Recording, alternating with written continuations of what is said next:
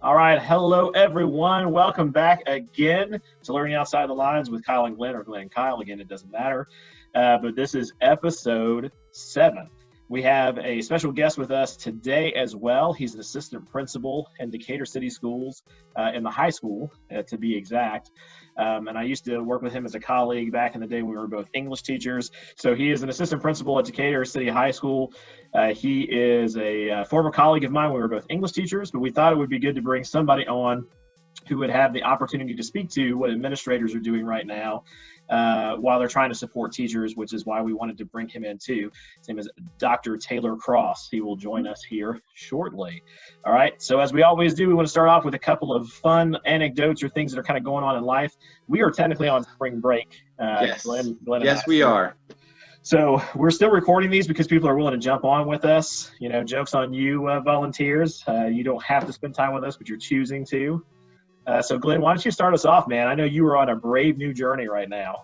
I'm on a really big journey right now, dude. It was like, well, you know, we're stuck inside. It's spring break. My workload's technically been reduced a lot. So why don't I try potty training my daughter? Like, why don't I try that? So, Adrian's at work.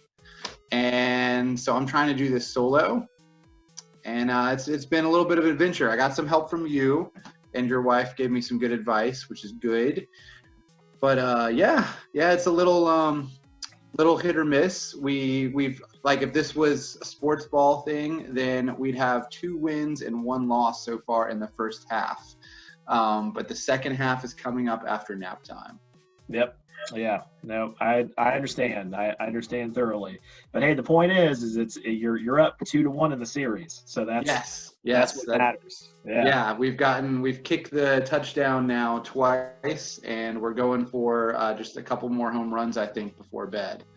So well, my story is pretty quick too. So our daughter has been spending time with her grandparents. We're really thankful. We're doing a pretty good job of self-isolating, so that way we can actually still use their services, which is really great.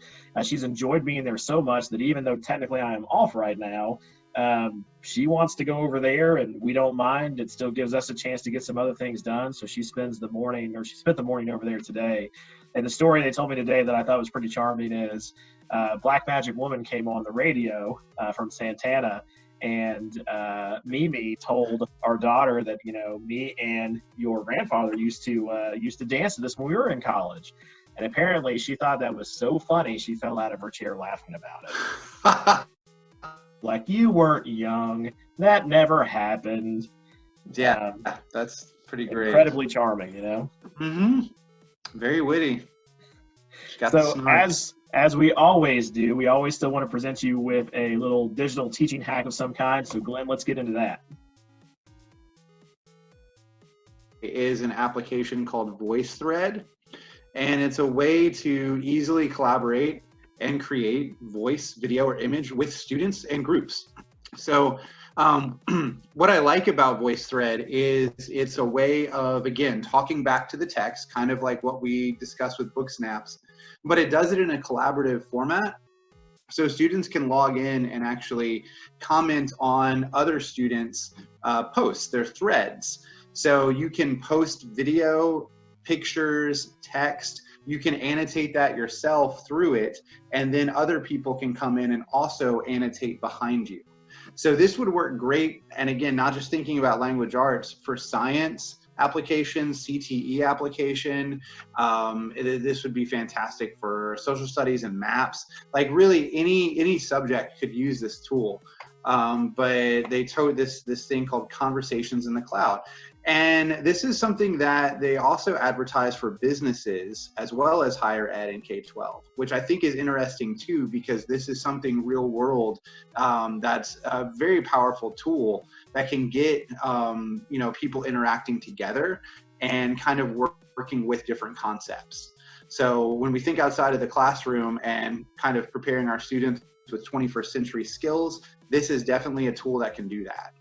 So, this is just a little clip of, kind of a a little bit of a lecture or a guy kind of talking through different texts and images, and then different people here can come in behind them. I don't know what that 4-year-old would really add to this discussion, but you get the idea. He would potentially come in here and comment on the the airspeed velocity of a laden swallow. Have you found yourself using VoiceThread before yourself? Yes, I actually picked it up in a previous guest we had on here, Dr. Jen Dale's class last semester. So it was a fantastic kind of way to collaborate in a digital space with different learners. So it worked great for us, for our class. We actually created a project with it, which was a book talk about about one of the books we read for class. Okay. And I'm assuming it's asynchronous, right? Like people kind of pop on and add to it when they can. Yes, exactly. Yeah. Which is the best I've heard thing of right voice. now. What's that? Is kind of the best thing right now, I think. Yeah, well, of course. I just making sure for clarity purposes. I've heard of VoiceThread before and had intentions of even using it before I was out of the classroom, and I never really ended up getting to. And I imagine the features have gotten even better in the last couple of years. Yeah, they've continued to evolve. Yeah, so cool tool. Give us an update if you end up using it with your students in the next couple of weeks for any reason. I know that podcast is the focus, but who knows? Yeah, definitely. And we'll get an update on that. While we're mentioning that too, I think one of the things I keep seeing thematically, or a lot of people are kind of expressing this concern, is making sure we're not throwing too many digital tools at students right now, like a new tool every couple weeks. Yeah, makes total sense. And you're right. Maybe one of the downsides to showing as many tech pieces as we are is, now people might be trying to do 2 or 3 things at once. And, maybe we even do a different segment from time to time, just something for us to consider as we kind of think about this. We want to equip people, but you're absolutely right. If we throw too much at students, it's not going to be any more valuable for them. Yeah, but if you're looking for something to try, VoiceThread is it's superb. Yeah. All right. Well, it is that time we get into What's the Good Word, which we've reserved this section after the first couple of episodes to be exclusively for our guests who join us. So I'm going to introduce Dr. Taylor Cross, who's going to join us now. Hey, Dr. Cross, how are you? Good, guys. How are you? Good. Hello. Good. Thanks for joining us today. Coming at you from the back deck here. Yeah. Well, we're all in unique spaces right now, right? Knowing you personally, I know you've got 2 little ones in your house too. And we talked recently about you're in that unique situation of still needing to do your job. Your wife still's got to do her job. And then you've still got 2 kids at home that need all of your attention right now. So how's that going? It's funny about that. If you'd asked me last week, I would have been just like face melting and in tears. But we've kind of figured out a little cadence here. Honestly, I take the early morning, she takes the mid morning, and then we kind of just go in chunks. And of course, we evaluate depending on schedules and meetings. But we've sort of found the normalcy, I think, in it. Yeah. Okay. Well, to give us a little bit of background, you've not actually been in this admin role too long, right? So you started this back in the fall, correct? July, yeah. July, okay. So you've been in the role since July. So there's a unique perspective here because not only are you an administrator, but you're also a new administrator in a very unique situation that happened that nobody saw coming, right? Or at least not coming in the way that we thought that it might unfold. So we were just kind of curious and thinking through, you kind of allude to this just a second ago too with the changing of shifts and everything, but how's kind of your day-to-day role changed as an administrator since having to take all your learning digital? Well, for me, it's been absolutely massive because of the things that are sort of my buckets that I'm over at our school, which would be attendance, which of course is not really happening in any way in the traditional sense. I'm over building safety. That's locked up and alarmed at the moment. Yeah. Student discipline is actually a whole realm in and of itself that we were talking about this morning in our admin meeting because things get squirrely online sometimes, even though they shouldn't. And how do you deal with that? because it's district.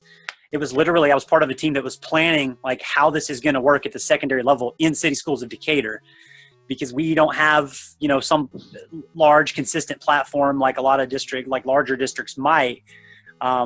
We have more kind of just like rogue platforms that people would use here and there. And we were trying to find a way to consolidate that and make it equitable for students. So last week looked like if somebody all of a sudden came up and said, hey, you and your team are going to build an online school, go. That's kind of what we did last week. And that was not at all where my head was at a couple weeks prior. Yeah, no doubt. So Glenn and myself work in Gwinnett. You used to work in Gwinnett. So you have the big district versus small district perspective, and you just alluded to something that was important.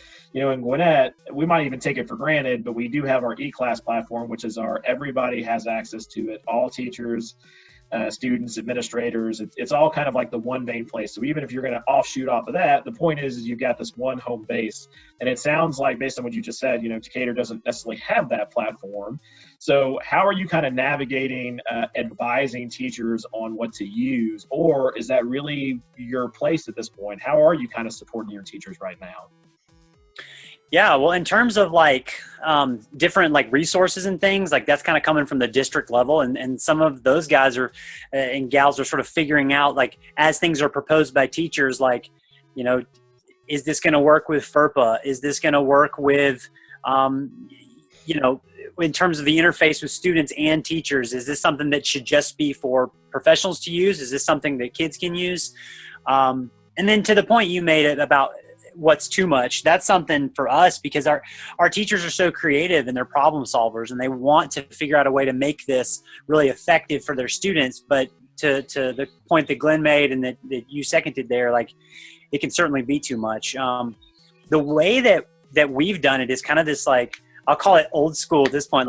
Our media specialist created a website with a link to every course, and it's got a page that's, I think, similar to, at least I know some schools in Gwinnett are doing with eClass, where there's a page at the top that is consistent. Everybody has the same information, and you kind of click off of from there. Yeah. And so we essentially developed that. Wow. So the media specialist had to do that for every class? Yeah. So, the media specialist built the site, and then there's a link for every single class. So if you click on APUSH, then what you're going to is just a single Google Doc that the APUSH teachers have uploaded with the work for each date, the office hours, the contact information. So teachers are building this as they go too, helping to build these tools. Yeah, I mean that's a lot of what this is. And so in terms of my role, it's been interesting because some teachers just are gung ho, want to do all this stuff. Oh yeah, yeah. And we have to try to rein that in. And others, you're trying to be hey, I just need you to fill out this Google Doc, please, so the kids know what to do. Yeah. Yeah. Big balance, yeah. Yeah, I'm just thinking about all the different personalities that I work with, and the different degrees of tech savviness or tech inclusiveness. How much do you want to even use tech, or how much are you used to using it? And that's a big range, really big range. That's tough to navigate. Yeah, and I think it's also tough in terms of setting expectations for that. What should be the expectations in terms of because some of the teachers, they're worried because they teach accelerated content, say, and they've got to get this in, not even just for the sake of tests anymore, because some of those aren't happening, but it's more about the students' overall high school math experience. If they don't actually get all the accelerated algebra standards, how are they going to be able to be ready in the start of the fall, assuming the fall is the fall? And so they're worried about that. Advanced placement is still going to have some, type of testing at this point. So those teachers are feeling that crunch a little bit. So we've had to set parameters of this is the expectation in terms of what every student will get for eating.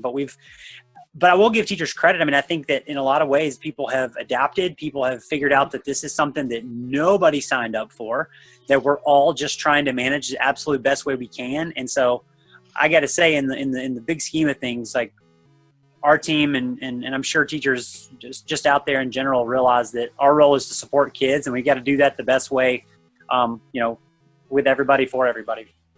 Yeah. Well, we wanted to be sure to ask too, it's easy to get caught up in the minutia of like the challenges and the things we're trying to overcome that you're even addressing there.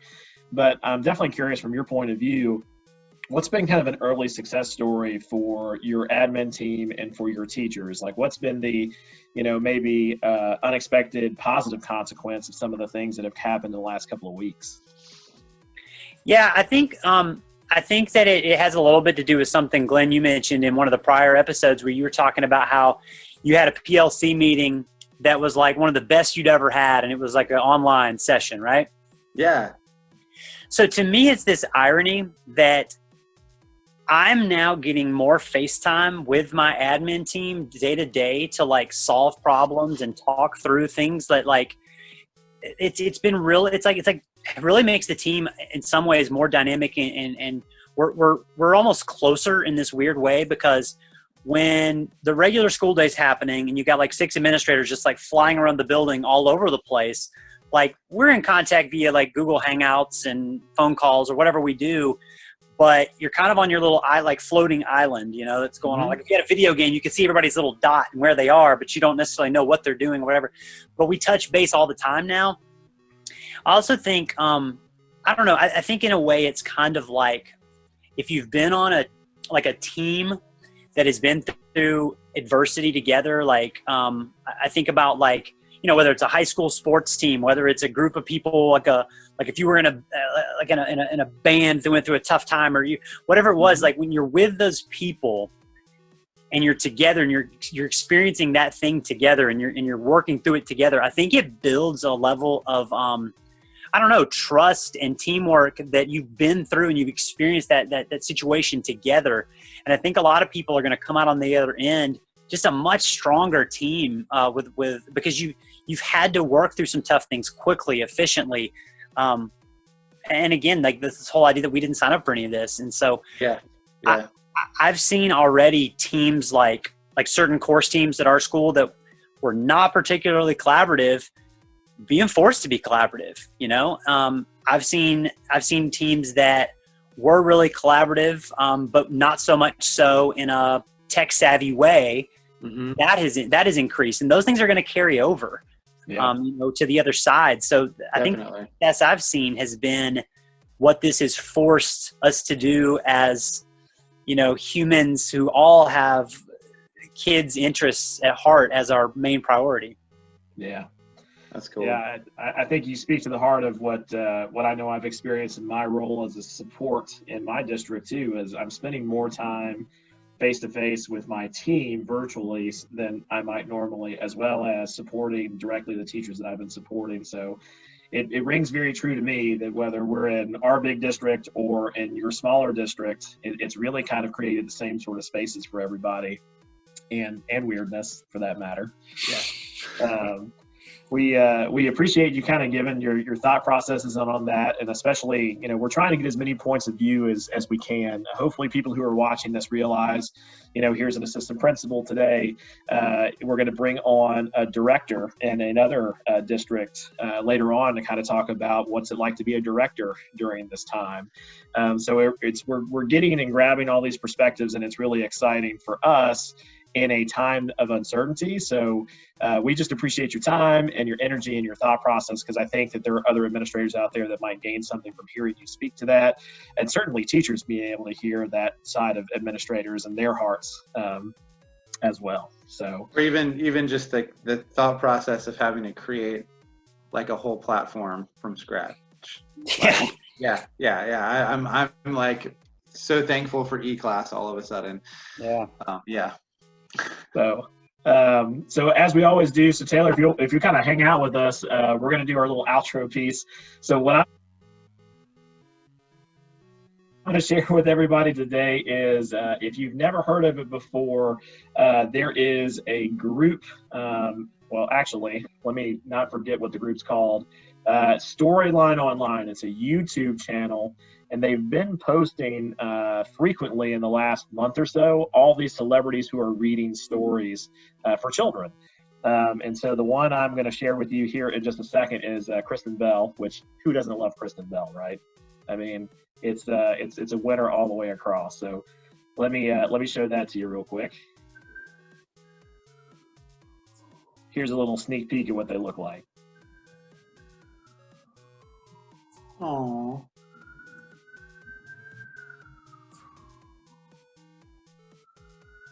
Family, written by Sudipta Bardhan-Quallen and illustrated by Brian T. Jones. In the darkest corner of the zoo, there stood a gloomy shack. A nearby scrawl read, "Keep out, all! Just leave me be!" So you That's can really see cute. just from that, like, it's pretty high quality too, right? So it's not just a flip of the page and there's a shot of the page. It's, it's a full on, like, almost cartoon of the book itself. In the reading. No offense, Christopher Walken.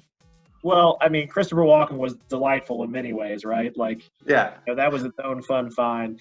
But that made me kind of look for this. I was just on YouTube saying, like, I wonder what's out there just in terms of things that are helpful for reading right now online. And I came across this. And again, there are just a ton of celebrities that have read all these different little books and things that you can tap into. So again, for those of you who are watching that are interested, it's Storytime Online on YouTube. That's cool. I'll actually put that on this afternoon in between trips to the potty. Right? Yeah. All right, everyone. Thank you, as always, for watching. We're going to keep putting these episodes out as long as people are watching and as long as people keep jumping on with us. So everybody stay safe out there in your homes, and we'll see you again in our next episode. Yep, we will. Awesome. Thank you, guys.